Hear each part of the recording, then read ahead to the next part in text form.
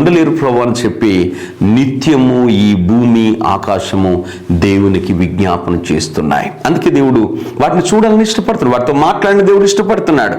నువ్వు ఆర్థికపరమైన ఇబ్బందుల్లో ఉన్నావు కావచ్చు, కానీ బైబిల్ రాయబడింది దేశ ప్రజల ప్రధానులతో నిన్ను కూర్చోబెట్టడానికి ఆయన పెంట కుప్ప నుండి నిన్ను లేవనెత్తడానికి దేవుడు ఇష్టపడుతున్నాడు. ఒకళ్ళు గొడ్రాలుగా ఉన్నావు కావచ్చు, ఇబ్బందులు అనారోగ్యంతో వైద్యుల చేత నువ్వు అనేక రకాలుగా మోసపోయి ఉన్నావు కావచ్చు, కానీ దేవుడు అంటున్నాడు గొడ్రాలను ఇళ్ళలుగా చేయవాడు నేనే అంటున్నాడు. ఈ రోజు నువ్వు ఈ లోకపరంగా అనేక రకాల ఇబ్బందులు బాధపడుతూ ఉన్నా బైబిల్ గ్రంథంలో మొదటి సమూయేలు గ్రంథం 2వ అధ్యాయం 6-7 వచనాలు, జనులను సజీవులుగాను మృతులను చేయవాడు యెహోవాయే, పాతాళమునకు పంపుచు అందులో నుండి రప్పించువాడు ఆయనే.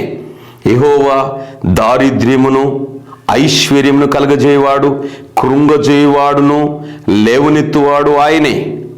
దరిద్రులను అధికారులతో కూర్చుండబెట్టుటకు, మహిమగల సింహాసనం స్వతంత్రింపజేయుటకు వారిని మట్టిలో నుండి ఎత్తువాడు ఆయనే. లేమిగల వారిని పెంటకుప్ప మీద నుండి లేవనెత్తువాడు ఆయనే. భూమి యొక్క స్తంభములు యెహోవా వశము, లోకమును వాటి మీద ఆయన నిలిపి ఉన్నాడు. దేవునికి స్తోత్రం కలుగును గాక. ఈరోజు నువ్వు కృంగిపోతున్నావంటే నీ స్థితి దేవునికి మరుగైనది కాదు.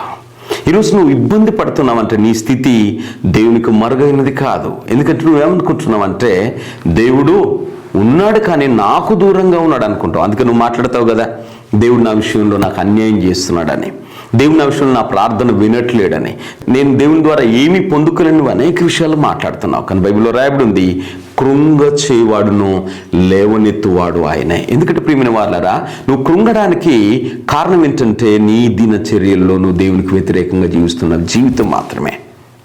దేవుడు చూస్తున్న భయాన్ని నువ్వు విడిచిపెట్టడం వల్ల దేవుడు నిన్ను పక్కకు పెట్టాడు. రోమీయులకు రాసిన పత్రిక 8వ అధ్యాయం 9వ వచనం, మీరు మన ప్రభువైన యేసుక్రీస్తు కృపను ఎరుగుదురు కదా, ఆయన ధనవంతుడై ఉండి మీరు తన దారిద్ర్యం వలన ధనవంతులు కావాలనని మీ నిమిత్తము దరిద్రుడాయను. మనందరి గురించి దేవుడు ధనవంతుడై ఉండి మనందరినీ ధనవంతులు చేయడానికి ఆయన దరిద్రుడుగా అయిపోయాడు. ఆయన దరిద్రాన్ని అనుభవించాడు ఈ భూమి మీద. ఎందుకు తెలుసా? నువ్వు ఆయన అంగీకరించి ధనవంతుడిగా ఉండాలని. చాలా మంది అంటారు ధనవంతులు పరలోక రాజ్యానికి వారసుడు కాదు కదా అని ప్రభువు చెప్పాడు అంటాడు. ఏ ధనవంతులండి? లూకాసు వార్త 16వ అధ్యాయంలో ఉన్న ధనవంతుడు ఉన్నాడు, 24వ వచనం ఉండే వాడు తిని తాగే ధనవంతుడు. అదే బైబిల్ గ్రంథంలో ఆదికాండం 24వ అధ్యాయంలో అబ్రహాం గురించి వినక రాయబడి ఉంది. అబ్రహాము బహుకాలం గడిచి వృద్ధుడై ఉండను, అన్ని విషయంలో యెహోవా అబ్రహామును ఆశీర్వదించెను. అబ్రహామును దేవుడు దీవించాడు, అబ్రహామును విస్తారంగా ధనవంతుడిగా చేశాడు. ద్వితీయోపదేశకాండం 28వ అధ్యాయం 1 నుండి కనుక చూసినట్టయితే, నీ దేవుడైన యెహోవా మాట శ్రద్ధగా విని నేడు నిన్ను ఆజ్ఞాపించిన ఆయన ఆజ్ఞలన్నింటిని అనుసరించి నడుచుకునే ఎడల నీ దేవుడైన యెహోవా భూమి మీద ఉన్న సమస్త జనుల కంటే నిన్ను హెచ్చించును. దేవునికి స్తోత్రం కలుగును గాక. 8వ వచనం కనుక చూసినట్టయితే, నీవు చేయు ప్రయత్నములన్నింటిలో నీకు దీవెన కలుగునట్లు యెహోవా ఆజ్ఞాపించును. దేవుడు అంటున్నాడు ప్రతి విషయంలో నిన్ను దీవిస్తాడు. నువ్వు ఎన్నో రకాల దీవెనలు ప్రతి సంవత్సరం పొందుకుంటున్నావు, ఎన్నో రకాల దీవెనలు. ఇప్పటివరకు నీకు వచ్చిన దీవెనలు ఒక్కొక్కరు కావచ్చు. ప్రతి జనవరికి నీకు ఒక దీవెన వస్తుంది. నీ జీవితంలో ఆ దీవెన నెరవేరట్లేదు. నెరవేరకపోవడానికి కారణం నువ్వు దేవుని ఎడల భయభక్తులు కలిగి ఉండకపోవడం. అందుకే నీ జీవితం ఈ రోజున ఏ స్థితిలో ఉందంటే, ద్వితీయోపదేశకాండం 16వ వచనం మీరు చదివినట్టయితే, నీ పట్టణంలో నువ్వు దీవించబడతావు. నువ్వు అప్పు చేస్తావు కానీ అప్పు తీర్పలేవు. రోగం వస్తుంది కానీ రోగం పోదు. నీ పెళ్లి జీవితంలో అనేక రకాల ఇబ్బందులు ఉంటాయి. దేనికి? దేవుని మాటలు నువ్వు వినకపోవడం వల్ల ఈ రోజున ఈ భయంకరమైన జీవితాన్ని జీవిస్తున్నావు. శ్రద్ధగా వినట్లేవు. ఆదివారం చర్చికి వెళ్తున్నాను అనుకుంటున్నావు కానీ వెళ్ళిన జీవితంలో దేవుని వాక్యం రావట్లేదు. దేవుని వాక్యం నీ జీవితంలో కార్యం చేయటం. అపోస్తలుల కార్యం 10వ అధ్యాయం 34వ వచనంలో ఈ విధంగా రాయబడింది, దేవుడు పక్షపాతి కాడని నిజంగా గ్రహించున్నాను, ప్రతి జనములోనూ ఆయనకు భయపడి నీతిగా నడుచుకున్న వారిని ఆయన అంగీకరించిన. దేవునికి స్తోత్రం కలుగునుగా. చూసారా ఈరోజు నీ జీవితంలో దేవునికి ఎంత భయపడుతున్నావు, దేవునికి ఎంతగా విధేయత చూపెడుతున్నావు, దేవుని యందు నీకు ఎలాంటి భయంతో నీ జీవితాన్ని ప్రతినిత్యం ముందుకు సాగిస్తున్నావు. నీ ఎడల దేవుని భయం లేకపోవడం వల్ల ఉదయకాలం లేచి ప్రార్థన చేయలేని స్థితిలో ఉన్నావు, ప్రార్థిస్తున్నావు, సమాధాన పడలేని స్థితిలో ఉన్నావు. బైబిల్ రాయబడింది యాకోబు పత్రిక 2వ అధ్యాయం 19వ వచనంలో, దేవుడు ఒక్కడే అని నీవు నమ్ముచున్నావు, అలాగ నమ్ముట మంచిదే, దయ్యములు నమ్మి వణుకుచున్నవి. దేవునికి స్తోత్రం కలిగింది గాక. దేవుడు ఒక్కడే అని నమ్ముచున్నావు, కానీ బైబిల్ గ్రంథంలో రాయబడింది ప్రతి జనములోనూ ఆయనకు భయపడే వారిని ఆయన అంగీకరిస్తాడట. ఈరోజు నీ కుటుంబంలో దేవుడు అంటే నువ్వు ఒక్కదానికి భయపడుతున్నావు. నీ పిల్లలు భయపడుతున్నారా? నీ భర్త భయపడుతున్నాడా? నీ భార్య భయపడుతుందా? ఒకసారి నువ్వు ఆలోచించు. బైబిల్ రాయబడింది, యాకోబు పత్రికలో రాస్తున్నాడు యాకోబు గారు, దయ్యములు దేవుణ్ణి నమ్మి వణుకుచున్నాయి. దయ్యాలు వణుకుచున్నాయి, కానీ ఈరోజున క్రైస్తవ కుటుంబాల్లో దేవుని భయం లేదు. దేవుని భయం లేకపోవడం వల్ల ఏం జరుగుతుందంటే, సామెతల గ్రంథం 22:4 ఈ విధంగా రాయబడింది, యెహోవా యందు భయభక్తులు కలిగి ఉండుట వినయమునకు ప్రతిఫలము, దాని వెంట ఐశ్వర్యము, ఘనత, నిత్య జీవం వస్తాయట. దేవుడంటే నీకు నిజంగా భయం కనుక నీ జీవితంలో ఉంటే నువ్వు లోబడతావు. భర్తకు లోబడతావు, తల్లిదండ్రులకు లోబడతావు, గ్రామస్తులకు లోబడతావు, అధికారులకు లోబడతావు, పెద్దలకు లోబడతావు. ఎందుకో తెలుసా? నీకు భయం ఉంది. భయం వల్ల నీకేమొచ్చింది? వినయం వచ్చింది. వినయం నీ జీవితంలో ఉంటుంది. ఒబీడియన్సీ. నీ జీవితంలో వినయం లేకపోవడం వల్ల భయాన్ని నువ్వు కోల్పోయావు. భయాన్ని కోల్పోవడం వల్ల ఆశీర్వాదాన్ని కోల్పోయావు. సామెతల్లో సొలొమోను మహారాజు రాస్తూ, యెహోవా యందలి భయభక్తులు కలిగి ఉండడం వినయానికి ప్రతిఫలం, దాని వెంట ఐశ్వర్యము, ఘనత, జీవం వస్తాయని బైబిల్ రాయబడి ఉంది. మరి అదేవిధంగా యెషయా గ్రంథం 66:2 కనుక చూసినట్టయితే, ఎవడు దీనుడై విరిగి నలిగిన హృదయం గలవాడై దేవుడంటే గజగజ వణుకుచున్నాడో వాని మీదనే దేవుడు దృష్టి ఉంచాడట. దేవుడంటే భయపడే వాణ్ణి దేవుడు చూస్తున్నాడు. దేవుడంటే భయపడుతున్న వాణ్ణి దేవుడు పరిశీలిస్తున్నాడు. వాని మీదనే ఆయన దృష్టి అంతా ఉంది. కానీ నువ్వు నీ జీవితంలో భయపడుతున్నావా? దేవుడికి నువ్వు విధేయురాలుగా జీవిస్తున్నావా? దేవునికి నువ్వు విధేయురాలుగా ఉంటే బైబిల్ రాయబడింది, యాకోబు పత్రిక 1:22 కనుక చూసినట్టయితే, మీరు విను మాత్రమై ఉండి మిమ్మల్ని మీరు మోసపుచ్చుకొనక వాక్య ప్రకారము ప్రవర్తించువారై ఉండండి. వాక్యాన్ని వింటున్నావు, కానీ వాక్య ప్రకారమైన జీవితం నీ జీవితంలో లేదు. వాక్య ప్రకారమైన జీవితం నీ జీవితంలో లేకపోవడం వల్ల దేవునికి మహిమకరంగా, అనేకులకు ఆశీర్వాదకరంగా నువ్వు నిలబడలేకపోతున్నావు. నువ్వు చేస్తున్న పెద్ద పొరపాటు ఏంటో తెలుసా? నీ నోటుకొచ్చినట్టుగా నువ్వు మాట్లాడుతున్నావు. ఫోన్లో ఏం మాట్లాడుతున్నావు? ఎదుటి వాళ్ళతో ఏమని మాట్లాడుతున్నావు? కపటంగా మాట్లాడుతున్నావు. యథార్థతను కోల్పోయావు. కానీ బైబిల్లో రాయబడింది, 10వ కీర్తనలో దావీదు మహారాజు ఈ విధంగా అంటున్నాడు, ఎవరయ్యా నీ పరిశుద్ధమైన పర్వతం మీద నివసించదగిన వారు? హృదయపూర్వకంగా నిజము పలికేవారు. హృదయపూర్వకంగా నిజం మాట్లాడుతున్నావా? మాట్లాడట్లేవు. బైబిల్ గ్రంథంలో ఈ విధంగా రాయబడింది, మలాకి గ్రంథం 3:16. అప్పుడు యెహోవా యందు భయభక్తులు గలవారు ఒకరితో ఒకరు మాట్లాడుకొనుచుండగా యెహోవా చెవియొగ్గి ఆలకించెను. మరియు యెహోవా యందు భయభక్తులు కలిగి ఆయన నామమును స్మరించు ఉండు వారికి జ్ఞాపకార్థంగా ఒక గ్రంథము ఆయన సముఖంలో రాయబడెను. దేవునికి స్తోత్రం. చూసారా? నువ్వేం మాట్లాడుతున్నావో దేవుడు ఆలకిస్తూ ఉన్నాడు. నువ్వేం మాట్లాడుతున్నావో దేవుడు చెవి యొగ్గి వింటున్నాడు. వినడం మాత్రమే కాదు, నువ్వేం మాటలు మాట్లాడుతున్నావో ఆ ప్రతి మాట తన దగ్గరున్న అనుదిన గ్రంథంలో నీ గురించి ప్రతిరోజు రాసుకుంటున్నాడు. ప్రియమైన సహోదరి సహోదరుడా, ఎందుకో తెలుసా? నిన్ను దీవెనకరంగా ఉంచాలని, నిన్ను దీవించాలని దేవుని యొక్క అనాదికాల సంకల్పం ఉంది. దీవించాలని నిన్ను దేవుడు ఏం చూస్తున్నాడంటే నీ నోటి మాటను చూస్తున్నాడు, నీలో ఉన్న విధేయతను చూస్తున్నాడు, నీలో ఉన్న దేవుని ఎడల ఉన్న భయాన్ని, భక్తిని చూస్తున్నాడు దేవుడు. మరి ఈరోజు నువ్వేమని మాట్లాడుతున్నావు? కపటంగా మాట్లాడుతున్నావు, వైర్యంగా మాట్లాడుతున్నావు, తెలియని విధంగా నీ ఇతరుల మీద లేని మాటలు మాట్లాడుతున్నావు, తెలియని అనేక విషయాలు ఇతరులకు తెలియజేస్తున్నావు.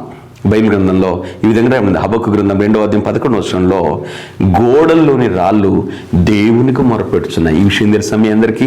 ఆకాశము, భూమి దేవునికి ప్రతినిధులుగా, సాక్షులుగా పనిచేస్తున్నారు నీ మీద. నువ్వు ఎలాంటి మాటలు మాట్లాడుతున్నావో నీ ఇంట్లో ఉన్న గోడలు, ఆ గోడలన్నీ కూడా దేవునికి మొరపెడుతున్నాయి. ఏంటంటే, ప్రభువా ఈ బిడ్డలు నువ్వు దీవించినట్లయితే నీకు మహిమకరంగా జీవించరు, నీ గురించి ఆలోచించరు, నీకు సాక్షులుగా జీవించరని నిత్యము, ప్రతి క్షణము, ప్రతిరోజు నీ మీద ఈ భూమి ఆకాశాలు దేవునికి విజ్ఞాపన చేస్తున్నాయి. కాబట్టి ఈరోజు నువ్వు ఉన్న ఆర్థిక ఇబ్బందులు నువ్వు శాశ్వతం అనుకోకు. ఎందుకంటే పేతురు పత్రికలో ఈ విధంగా రాయబడింది, 1 పేతురు పత్రిక 1:6 చూసినట్టయితే, ఇందువలన మీరు మిక్కిలి ఆనందించున్నారు కానీ అనవసరం బట్టి నానా విధములైన శోధనల చేత ప్రస్తుతము కొంచెము కాలం మీకు దుఃఖము కలుగుతున్నది. చూసారా?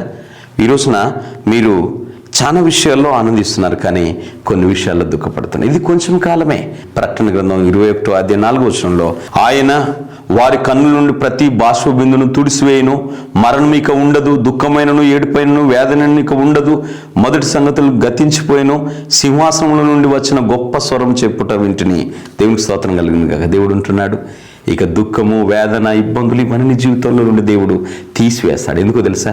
నువ్వు దేవుని ఎడల భయభక్తులు కలిగి నన్ను జీవించినట్లయితే, నీ నోటి మాటలు నువ్వు జాగ్రత్తగా కాపాడుకున్నట్లయితే నువ్వు దీవెనకరంగా మారతావు.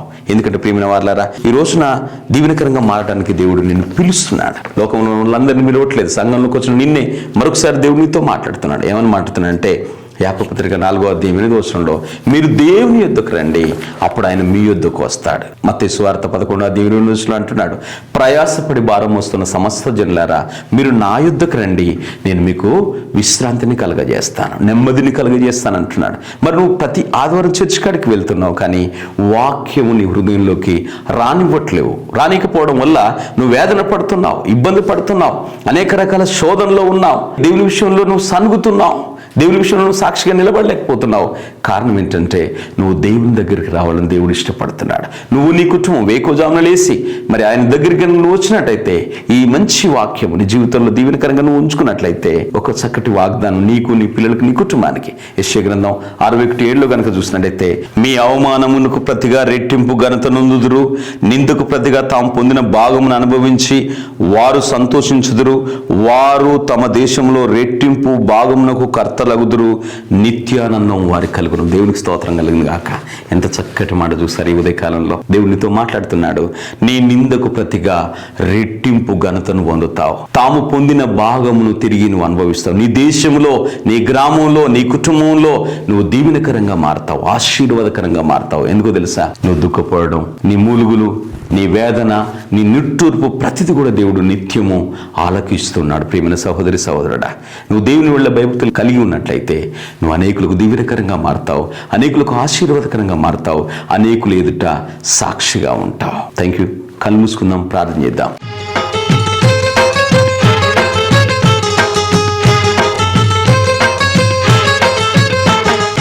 సకల ఆశీర్వాదాల కారణభూతుడా, మమ్మల్ని మిక్కిలిగా ప్రేమించిన పరలోకమున్న మా తండ్రి, నాయనా నీ వాక్యంలో అనేక విషయాలు మేము బోధించాం ప్రభా. ఈ ఉదయ కాలంలో నీ బిడ్డలు ఈ వాక్యాన్ని విని వాటి ప్రకారంగా లోబడే మనస్సును వారికి దయచేయండి తండ్రి. వారు ఇతరుల ఏడలు చేస్తున్న ప్రతి విధమైన అపరాధమును క్షమించండి, నీకు సాక్షులుగా నిలబెట్టండి, మన్నించండి. ఈ ఉదయ కాలంలో ఒక నూతనమైన మనస్సును నీ బిడ్డలకు మీరు దయచేయమని అడుగుతున్నాం. వారి పిల్లల విషయంలో, వారి కుటుంబంలో జరుగుతున్న నీకు వ్యతిరేకమైన ప్రతి క్రియను కూడా నజరుడైన యేసుక్రీస్తు నామములో దాన్ని బంధిస్తున్నాం ప్రభా. నీ బిడ్డల కన్నీరుని మీరు తోడవండి, దీవెనకరంగా వీరిని, వీరి కుటుంబాన్ని మీరు మార్చండి. నీ గొప్ప సాక్షులుగా ఈ కుటుంబాన్ని మీరు లేవనెత్తి వాడుకొనమని. ఇప్పటి వరకు నీ బిడ్డల జీవితాల్లో ఎన్నో రకాల ఇబ్బందులు, ఎన్నో రకాల అనారోగ్యం, ఎన్నో రకాల ఆర్థిక ఇబ్బందులు పడ్డారు ప్రభువా. ఈరోజైతే ఉదయకాలంలో చక్కటి వాక్యం విన్నారు. ఈ వాక్యం వారి జీవితాలకు, వారికి దీవెనకరంగా మార్చమని, సహాయం దయచేయమని మా ప్రభువును, మా రక్షకుడైన యేసుక్రీస్తు నామంలో ఈ ప్రార్థన మీకు సమర్పించి వేడుకుంటున్నాం పరమ తండ్రి. ఆమేన్.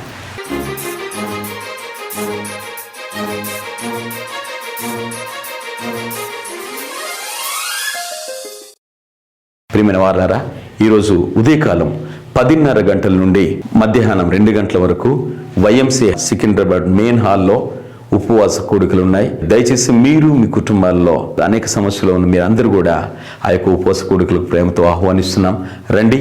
అదేవిధంగా ప్రతి శుక్రవారం వరంగల్ జిల్లా కేసముద్రం మండల కేంద్రంలో గల పోలీస్ స్టేషన్ ప్రక్కన సిలోయం ప్రార్థన మందిరం చర్చిలో ఉపవాస ప్రార్థన జరుగుతున్నాయి, ప్రేమతో ఆహ్వానిస్తున్నాం.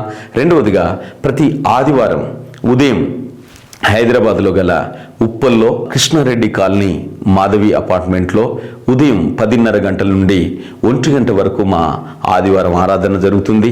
అదేవిధంగా వరంగల్ జిల్లా కేసముద్రంలో ఉదయం 10:30 గంటల నుండి మధ్యాహ్నం 2 గంటల వరకు మా యొక్క ఆదివారం వర్షిప్ ఉంది. ప్రేమతో మిమ్మల్ని అందరినీ ఆహ్వానిస్తున్నాం. Thank you. God bless you all.